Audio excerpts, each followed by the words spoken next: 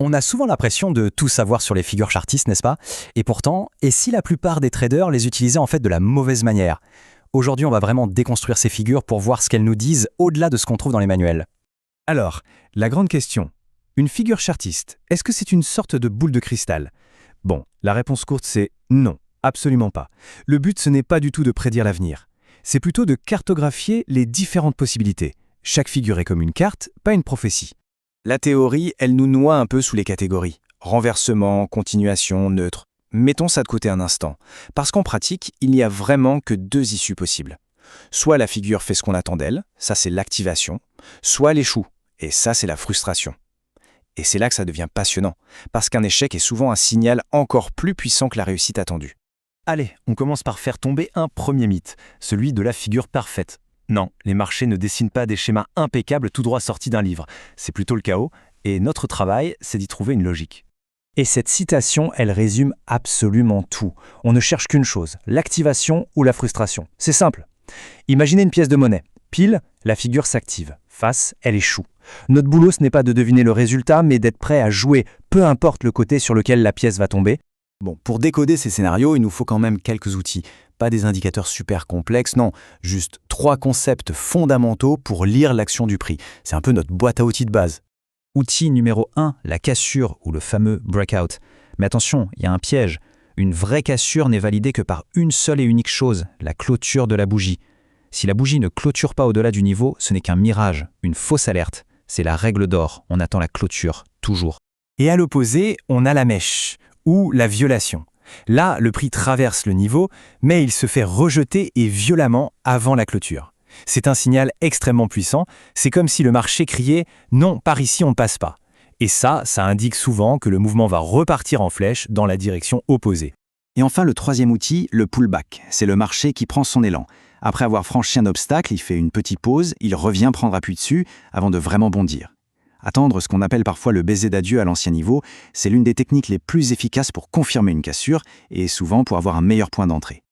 Ok, maintenant qu'on a notre boîte à outils, passons à l'action. On va prendre 3 figures ultra classiques et les analyser avec notre nouvelle grille de lecture. Activation ou frustration. Premier cas d'école, la fameuse TT-épaule. C'est le grand classique. On a 3 tentatives de hausse, la deuxième qui va un peu plus haut, et puis on sent que ça commence à s'épuiser. La théorie nous dit que c'est un signal de retournement à la baisse. Alors, scénario numéro 1, l'activation. Le prix casse la ligne de coût vers le bas et on vend. C'est le plan A, ce qu'on lit dans les livres. Mais et si ça ne se passe pas comme prévu? Scénario 2, la frustration. Le prix refuse de casser la ligne de coût, il rebondit et finalement il casse le sommet de la dernière épaule. Et ça, c'est un énorme piège à vendeur. La figure a échoué et c'est souvent un signal d'achat encore plus fort. Deuxième figure, le rectangle. Lui, c'est le calme avant la tempête. Le marché est indécis, il ne sait pas trop où aller, alors il fait des allers-retours entre 2 murs bien définis. Un support en bas, une résistance en haut. Cette analogie du ressort, elle est juste parfaite. Cette période de calme, c'est une illusion. En réalité, le marché est en train d'accumuler une énergie folle. Plus le rectangle dure, plus la pression monte et plus la sortie sera violente. Notre travail, c'est d'être prêt pour cette explosion. Troisième et dernière figure pour aujourd'hui, le biseau ascendant. Observez bien, le marché continue de monter, il fait des sommets de plus en plus hauts, mais chaque nouvelle vague est plus petite, plus poussive. Ça sent l'essoufflement, non? J'adore cette image de la coccinelle qui peine à monter la colline. C'est exactement ça. Elle avance, oui, mais on sent qu'elle est à bout de souffle. Chaque pas est plus difficile que le précédent. Le marché est épuisé et il prépare le terrain pour une chute.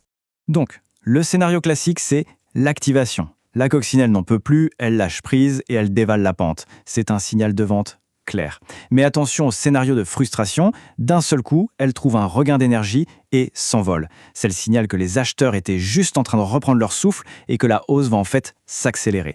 Au final, on le voit bien, reconnaître des formes sur un graphique, ça ne suffit pas. Le vrai secret, c'est l'état d'esprit. C'est avant tout une question de flexibilité mentale. Alors, si on devait résumer, voici les 4 commandements. Premièrement, toujours attendre la confirmation, la clôture de la bougie. Deuxièmement, être prêt à trader dans les 2 sens, parce qu'un échec est aussi un signal. Troisièmement, la flexibilité passe avant les règles rigides des manuels. Et enfin, quatrièmement, la patience est votre meilleur allié, surtout pour attendre un pullback. Et tout ça nous amène à la question finale, la plus importante peut-être. Est-ce qu'on trade la figure ou est-ce qu'on trade le marché? Parce que l'objectif, ce n'est pas de reconnaître un dessin, c'est de comprendre la psychologie, la peur et l'avidité que ce dessin représente. C'est vraiment là que se trouve la clé.